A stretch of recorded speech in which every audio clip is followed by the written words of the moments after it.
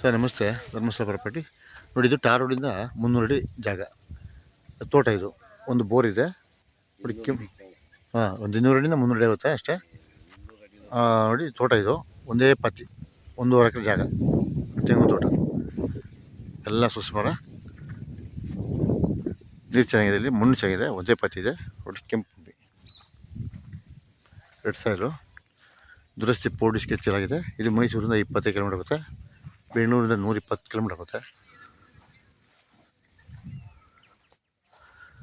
ಬೇಕು ಅಂದರೆ ಇದು 1.5 ಎಕರೆ ಒಬ್ಬರದು. ನಿಮ್ಗೆ ಬೇಕು ಅಂದರೆ ಮಾವಿನ ತೋಟ ಇದೆ, 20 ಗುಂಟೆ ತೆಗಿದೆ.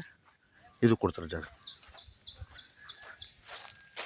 ಡೈರೆಕ್ಟ್ ರೇಷಿಗಿದೆ.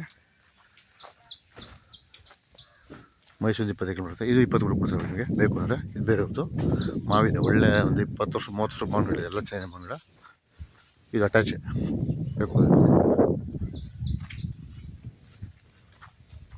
ಕೆಂಪು ಭೂಮಿ, ಒಂದೇ ಪತ್ತಿ, ಚೌಕಾಕಾರ ಬಿಸ್ಕೆಟ್ ಇದೆ, 1.5 ಎಕರೆ.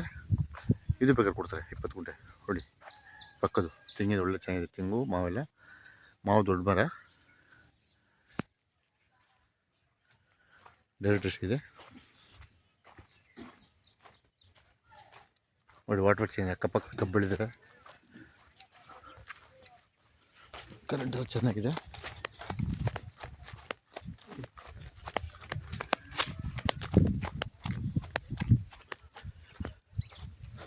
ಟಾರ್ಡ್ ತೋರಿಸ್ತೀನಿ.